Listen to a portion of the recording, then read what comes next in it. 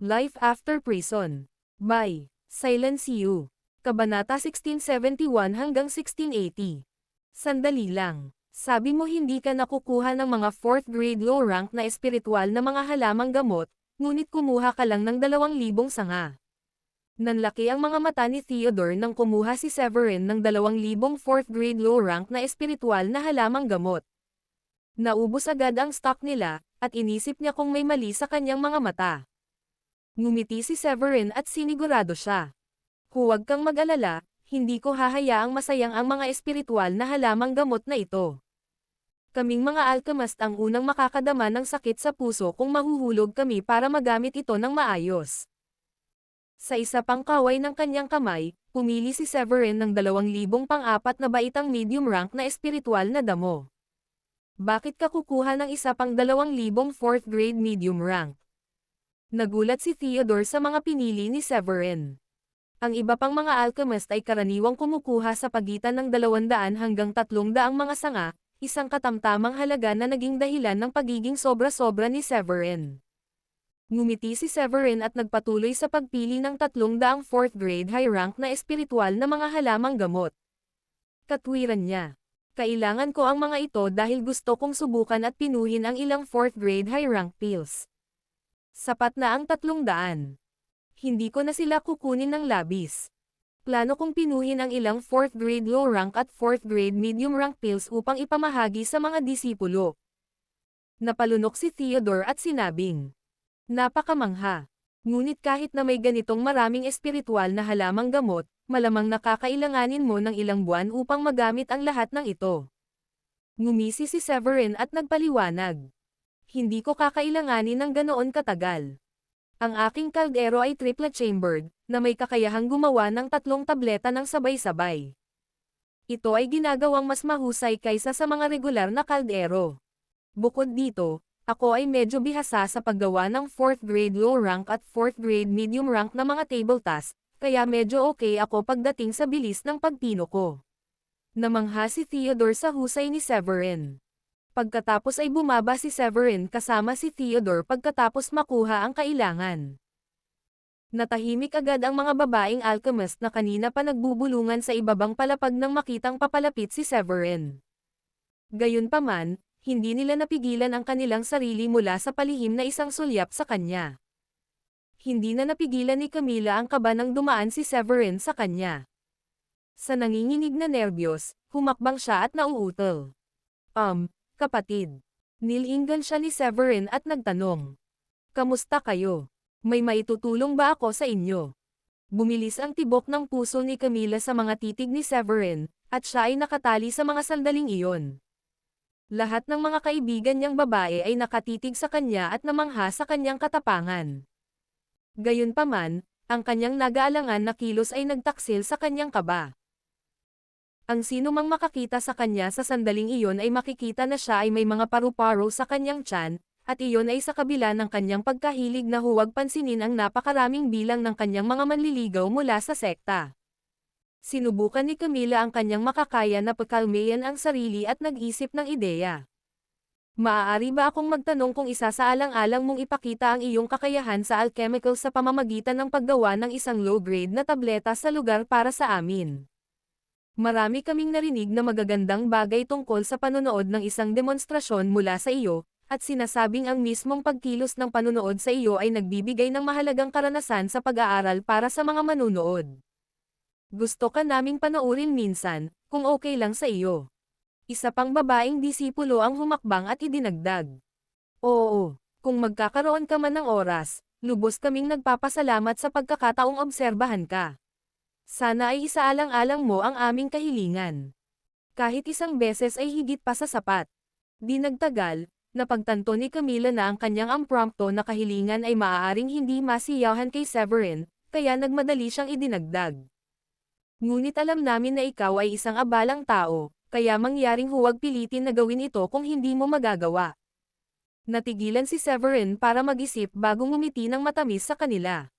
Natutuwa akong makita ang iyong sigasig na matuto at umunlad. Tingnan natin.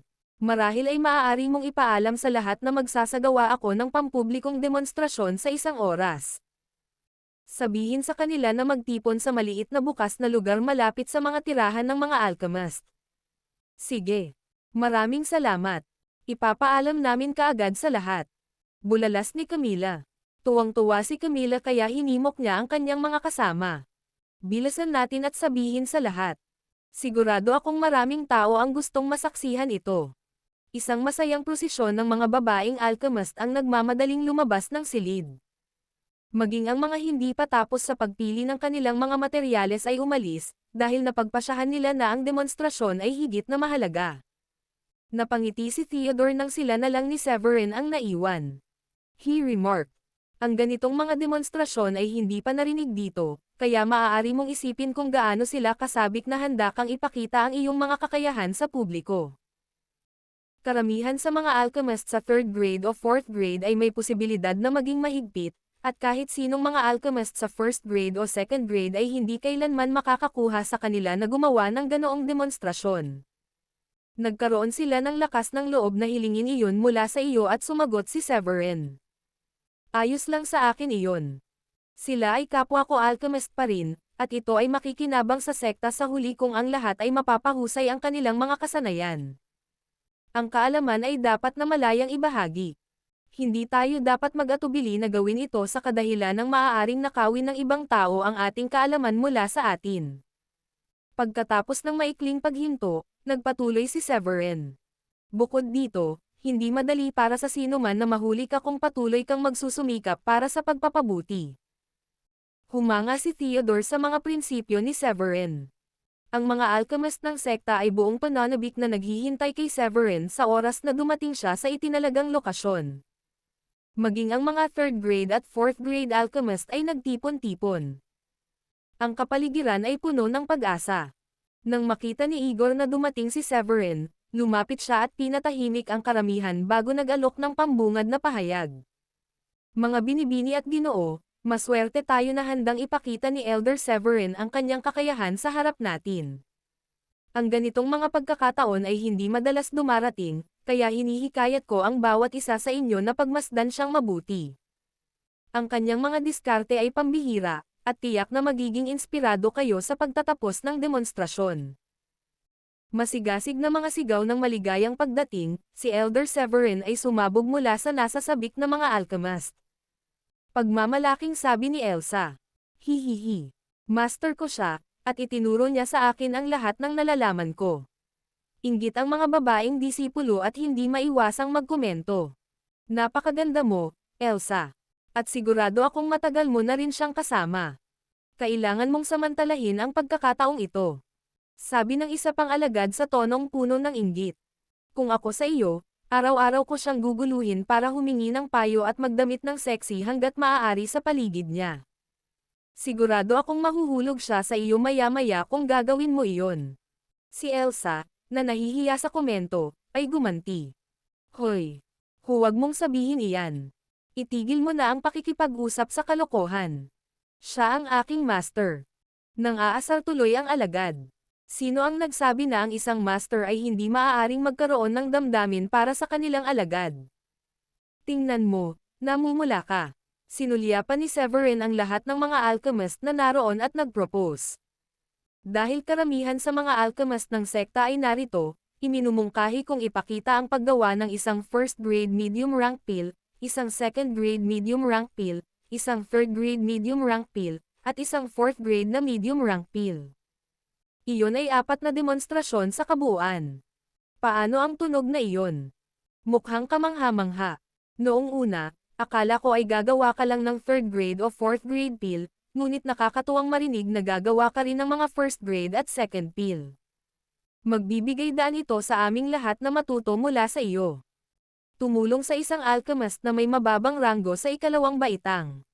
Ang isa pang alchemist ay nagpahayag ng kanyang pagsang-ayon. Siya ay maalalahanin sa lahat anuman ang kanilang antas. Sa ganitong paraan, lahat tayo ay makikinabang sa kanyang demonstrasyon.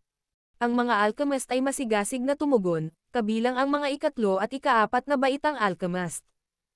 Ang 4 na grado ng mga Pildores na nilayon ni Severin na gawin sa harap nila ay magbibigay daan sa kanilang lahat na makuha ang kinakailangang tagumpay.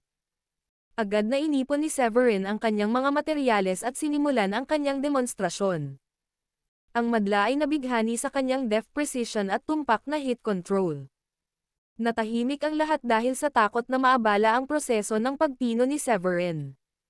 Nakakamangha. Lahat sila ay mga elite quality na table task. Sila nga. Ang kanyang kakayahang gumawa ng mga elite quality na table task mula sa unang 3 baitang ay isang tagumpay na, at mas nakakagulat na ang 4th grade pill ay naging elite quality din. Kahit na ang ika-4 na baitang ay may isang linya lamang, hindi nito binabago ang katotohanan na siya ay mahusay na nagawa. Ganyan ka Jose. Ang madla ay sumabog sa masayang palakpakan sa matagumpay na pagkumpleto ni Severin, at ang lugar ay puno ng mga masiglang talakayan. Samantala, isang asol na damit na si Gilda ang nagmamasid sa pagtitipon ng mga alchemist mula sa tuktok ng isang mataas na bangin.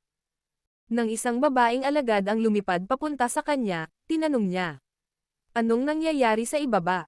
Mukhang masigla silang lahat. Nakangiting sagot ng alagad. Nag-organisa si Elder Severin ng isang alchemy na pagtatanghal.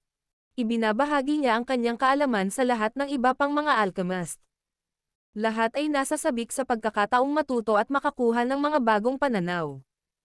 Siya pagkatapos ay may hitsura ng paghanga habang siya ay sumagot. Napakatalino ni Elder Severin. Ang 4th grade medium rank na pill na ginawa niya ay isang elite quality pill. Lahat ay humanga sa kanya. Isang dampi ng pagkagulat ang lumitaw kay Gilda nang marinig iyon. Kamangha-mangha si Severin. Asahan ko rin ang alagad ng lalaking iyon. Hindi nagtagal, isang alon ng mapanglo ang bumalot sa kanya matapos mawala ang sarili sa pag-iisip. Ika-15 na ng Agosto bukas. Ang kamakailang mga pattern ng panahon ay tila nagbabadya ng maaliwalas na kalangitan, kaya malamang na ang buwan ay magniningning ng napakaliwanag sa gabing iyon. Inaliw siya ng alagad, na sinasabi. Malalampasan mo ito. Isipin mo ito bilang isang maikling idlip. Madya'y gising ka sa huli, at magiging maayos muli ang lahat. Sagot ni Gilda na may mapait na ngiti. Tama ka, isang idlip lang. Taon-taon lang naman. Pero yung pakiramdam na paralisado at hindi makagalaw kahit na pakiramdam mo lahat ay nagdudulot lang ng labis na kawalan ng pag-asa at pangamba. Tumayo si Gilds at tumalikod. Isang ngiti ang gumuhit sa labi niya habang sinasabi. Ang talento ni Severin ay katangi-tangi. Ang aming sekta ay biniyayaan na ngayon ng isang makapangyarihang alchemist. Ako ay may tiwala na hindi magtatagal bago namin maisara ang agwat sa isa pang first tier na sekta. Natapos ang demonstrasyon, at bumalik si Severin sa kanyang tirahan. Pagtapak pa lang niya sa looban, nagmamadaling lumapit si Elsa kasama ang 2 kapwa niya alagad. Master. Tinitigan ni Severin si Elsa na may maamong ngiti. May problema ba, Elsa? Paliwanag ni Elsa. Hihihi. Wala namang seryoso. Itong 2 senior ko gustong humingi ng autograph mo. Idol mo na sila ngayon.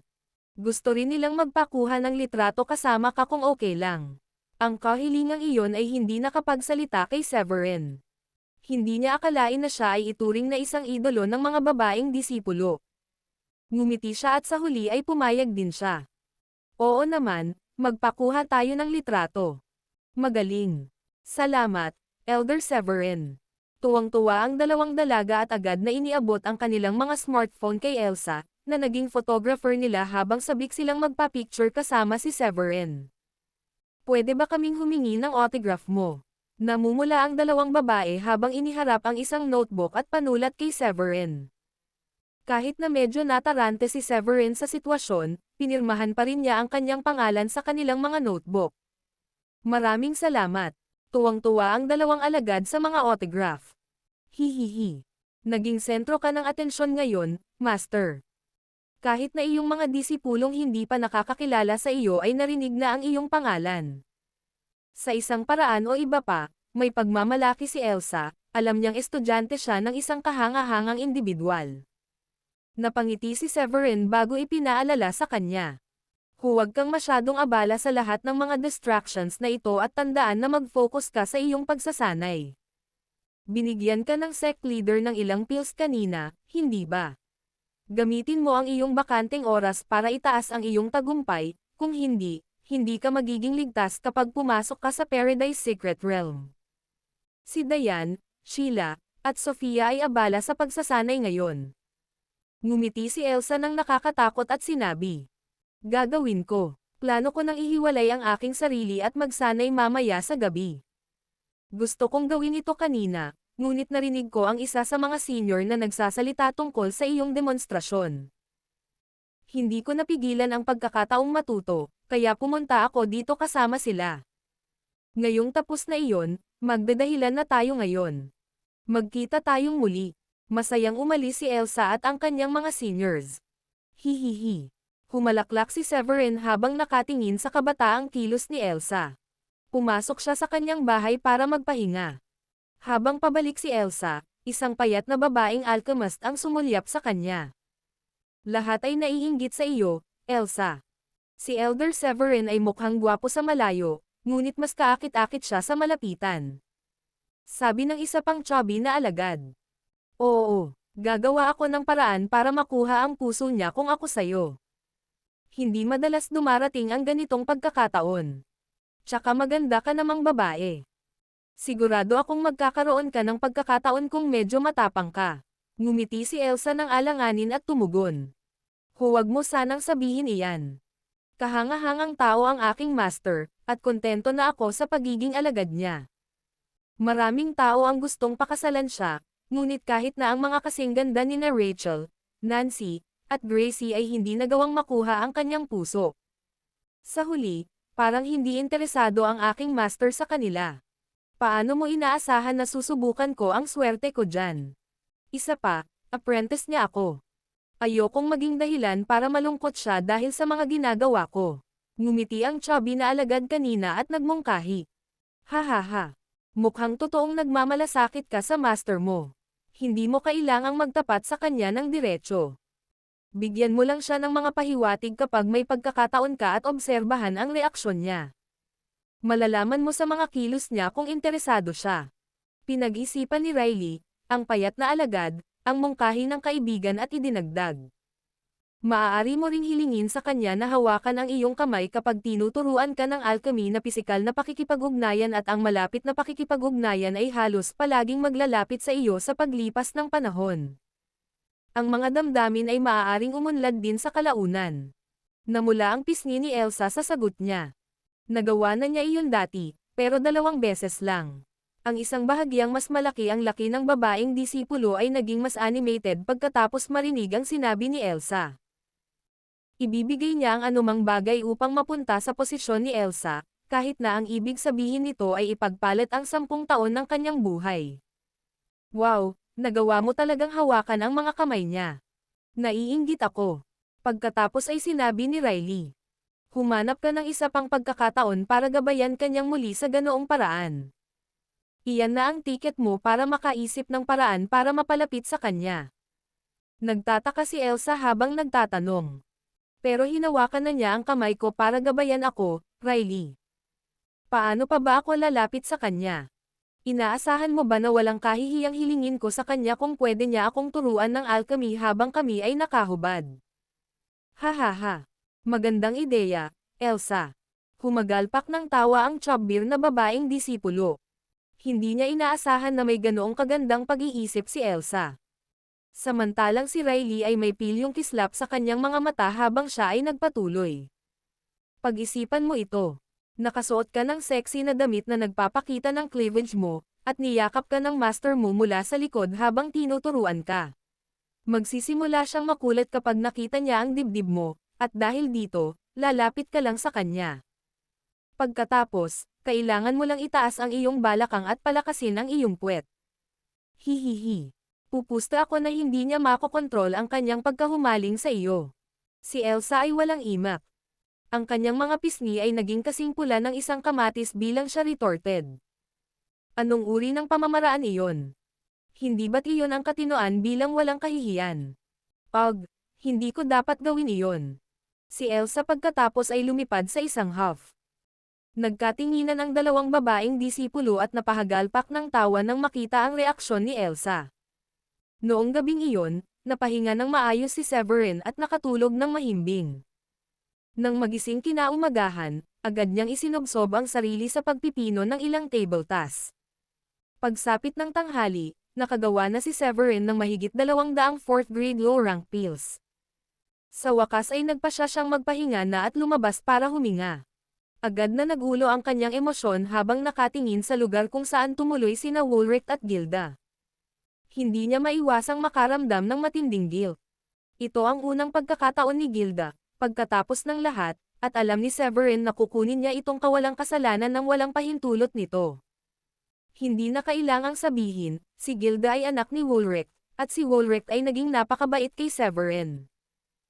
Lumayo si Woolrich sa pagtapon sa kanyang katayuan bilang pinuno ng isang sekta sa unang antas upang humingi ng tulong kay Severin.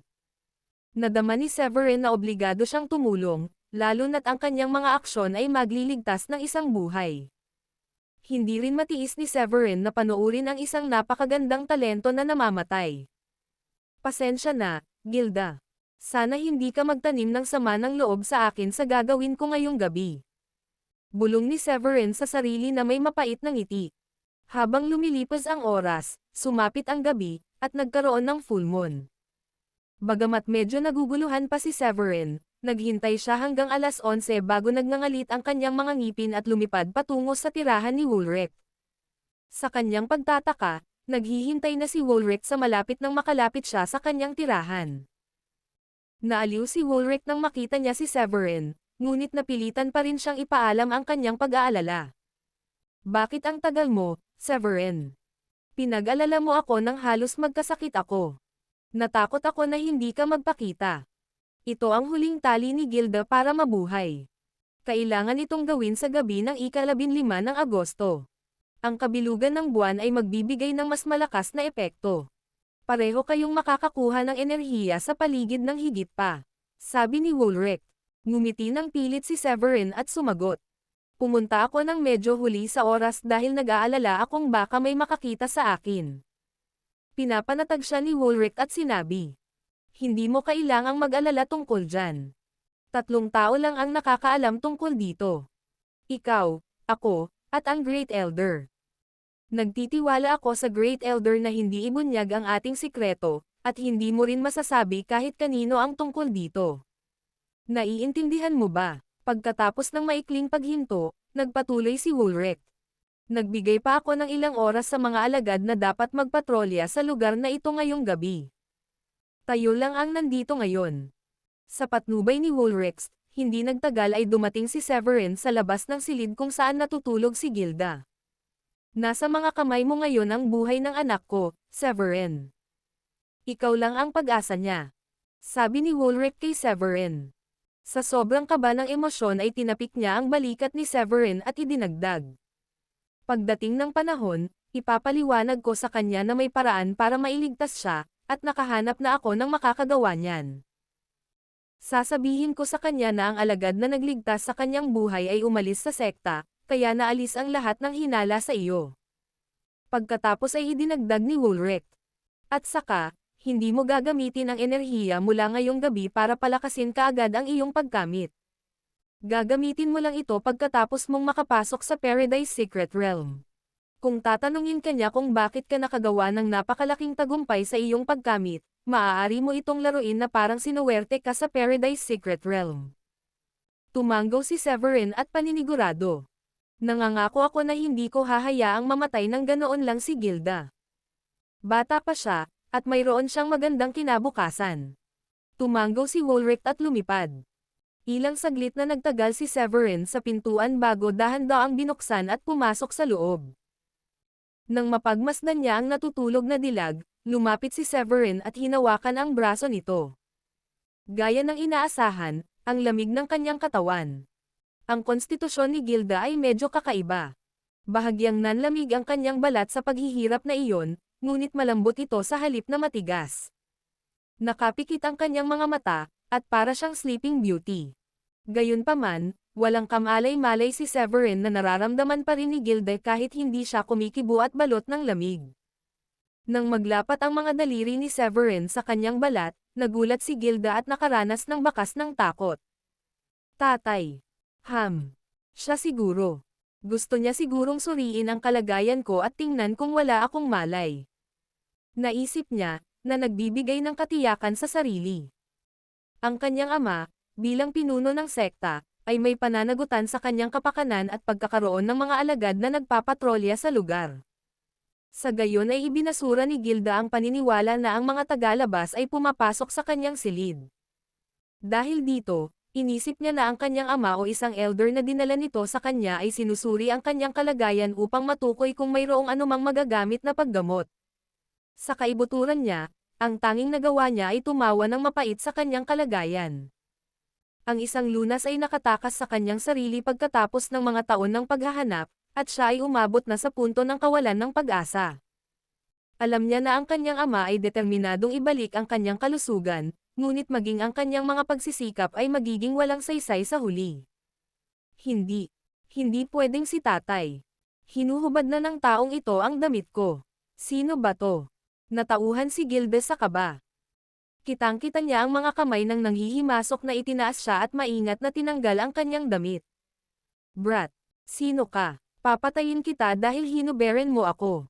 Sigaw ni Gilda sa kanyang puso habang nagsimulang umusbong ang takot. Ang hindi niya magawang igalaw o imulat ang kanyang mga mata ay nagpatindi lamang ng kanyang pagkabalisa, ngunit hindi nito nabawasan ang visceral na katangian ng kanyang nararamdaman. Hindi ito maaaring mangyari.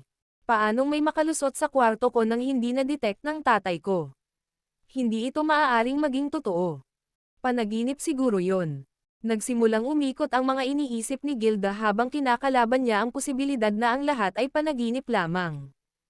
Walang sino man ang maaaring makapasok sa kanyang silid nang hindi napapansin. Mahigpit siyang kumapit sa paninindigan na panaginip lamang iyon at wala nang iba pa. Bawat sensasyong nararanasan niya matapos tanggalin ang kanyang damit ay nagpapataas lamang ng kanyang takot.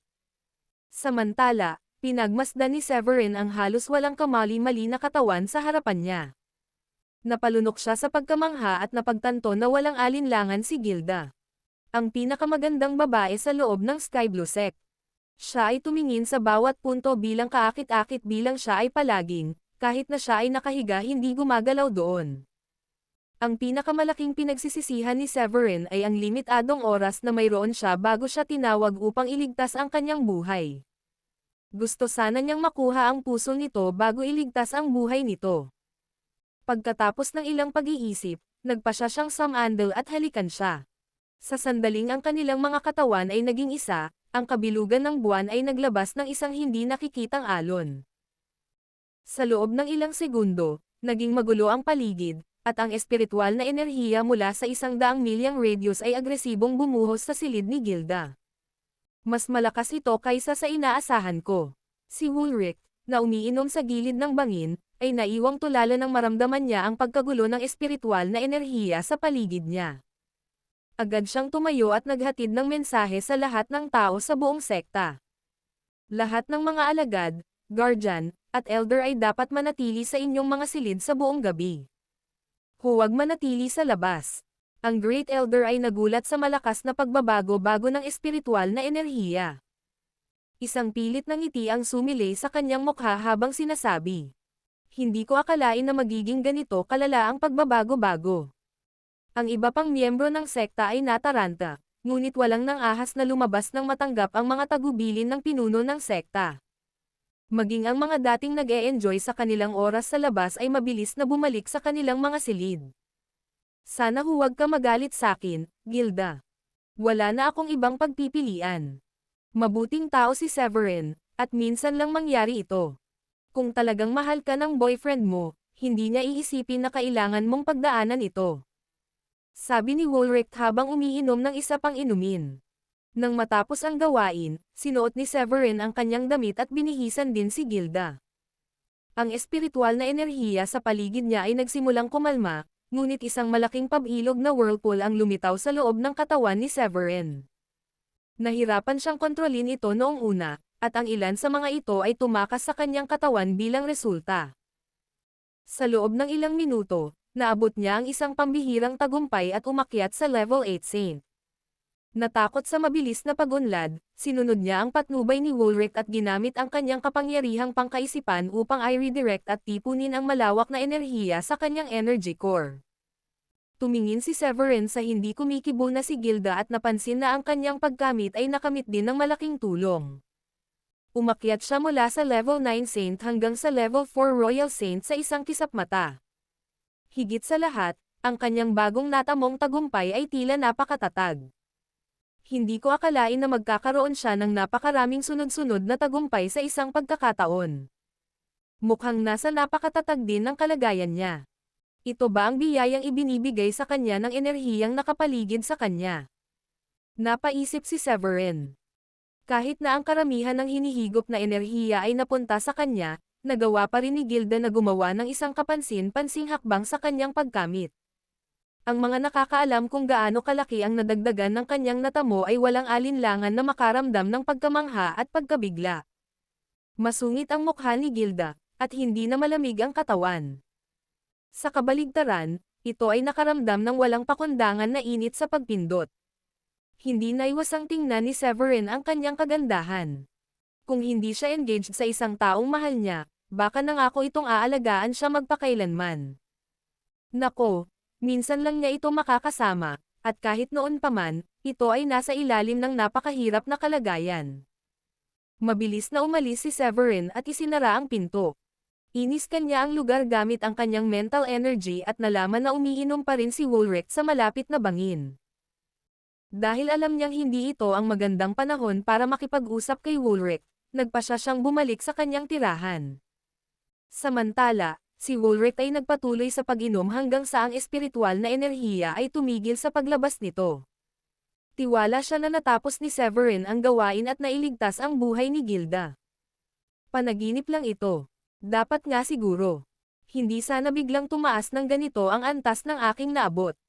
Hindi pa rin makagalaw si Gilda, ngunit naramdaman niya na may isang lalaki na malapit sa kanya kanina. Sa panahon ng pagtatagpo na iyon, ang kanyang antas ng pagkamit ay patuloy na tumaas, sa kalaunan ay umabot sa level 4 Royal Saint. Parang totoo ang karanasan, ngunit nanatili siyang kumbinsido na isa lamang itong panaginip. Kahit na ang sakit ng kanyang unang pagkakataon ay hindi makapagpabago sa kanyang paniniwala. Ang damdamin ni Gilda ay ganap na nasa gulo. Ang kanyang mabilis na pagpapabuti sa pagkamit ay nagpuno sa kanya ng pag-asa na ang kanyang pagkamit ay tunay na nakatanggap ng kapansin-pansing tulong. Ay lalapit sana nito ang kanyang pagkamit sa natamong tagumpay ng kanyang boyfriend. Dati pakiramdam niya ay mababa siya sa kasintahang si Frederick, dahil level 5 Royal Saint ito samantalang level 9 Saint pa lang siya. Ang kanyang talento at kagwapuhan ang pinagmumulan ng malalim na kawalan ng kapanatagan, dahil natatakot siya na baka maaga siya ng ibang mas may kakayahan na mga babae sa kanya. Siya ay nagnanais na tulay ang agwat sa kanilang pagkamit at maging isang Royal Saint. Iyon man lang ay maglalagay sa kanya sa mas pantay na katayuan sa kanya. Sa kabila ng lahat ng kabutihang dala nito, natakot pa rin siya na totoo ang lahat. Hindi niya kayang baliwalain ang pakiramdam na nilalabag siya ng isang lalaki. Ang panimulang kirot ng sakit na dahan-daang nagbigay daan sa mga damdamin ng kasiyahan ay sadyang napakalinaw na matingkad. Kinaumagahan. Unti-unting nagising si Gilda. Habang nakaupo siya sa kama, ramdam niya ang lakas na dumadaloy sa kanyang katawan. Ang biglaang paglukso sa antas ng kanyang pagkamit ay nakaramdam ng kagalakan. Nakakuha ba ako ng pambihirang tagumpay? Ano ba talaga ang nangyari? Siya ay natutuwa na siya ay nakakuha ng isang pambihirang tagumpay. Abay mabilis na napawi ang kanyang kagalakan nang suriin niya ang kanyang paligid at ang kanyang katawan. Anong nangyari? Sinong anak ng gago ang gumawa nito? Napaungol siya habang umasim ang ekspresyon niya. Ang kanyang kainosentehan ay inalis, at wala siyang ideya kung sino ang may pananagutan dito. Ang kanyang kailanisang puri, na ipinagmamalaki niya, ay naglaho ng magdamag. Palibhasay na bigla sa tila walang kabuluhang pagkilos ng walang katuturang pagpapalagayang loob, si Gilda ay nagngangalit ang kanyang mga ngipin sa galit habang ang mga luha ay umaagos sa kanyang mga mata. Pumasok si Woolrich sa kanyang silid. May pumasok ba sa kwarto ko kagabi? Agad siyang nilapitan ni Gilda at humingi ng sagot. Tumingin si Woolrich sa kanya at tumango. Oo. Alam mo ba kung sino iyon o kung ano ang nangyari? Lalong nagtampo ang ekspresyon ni Gilda. Sigurado siyang malalaman iyon ng kanyang ama kung may tao sa kwarto niya. Baka kilala pa niya kung sino ang taong iyon. Ilang tanong ang pumasok sa isipan ni Gilda, lalo na, bakit hindi niya pinigilan yung tao? Bakit niya pinayagan yung tao na pumasok sa kwarto ko at gawin yun sa akin? Bumantong hininga si Woolrich at tumugon. Gumaling ka na, Gilda. Hindi ka nahihimatayin sa patak ng isang sombrero. Nanlaki ang mga mata niya nang mapagmasdan niya ang nakuha ni Gilda. Isa ka na ba ngayong level 4 Royal Saint? Nakagawa ka ng kahangahangang pag-unlad, at ang laki ng iyong pag-unlad ay pambihira. Hindi ko inaasahan na ang iyong tagumpay ay sasailalim sa ganoong kalaking paglukso, at ang iyong kasalukuyang antas ay napakatatag din. Magandang balita ito. Hindi mo pa sinasagot ang tanong ko, Tatay. Alam kong bumuti ang aking kakayahan, ngunit gusto ko ng mga sagot sa nangyari kagabi. Isang lalaki ang pumasok sa aking silid at kinuha ang aking unang pagkakataon. Napatingin si Gilda kay Woolrich. Ikanaway ni Woolrich ang kanyang kamay, at isang di nakikitang puwersa ang nagsara ng pinto.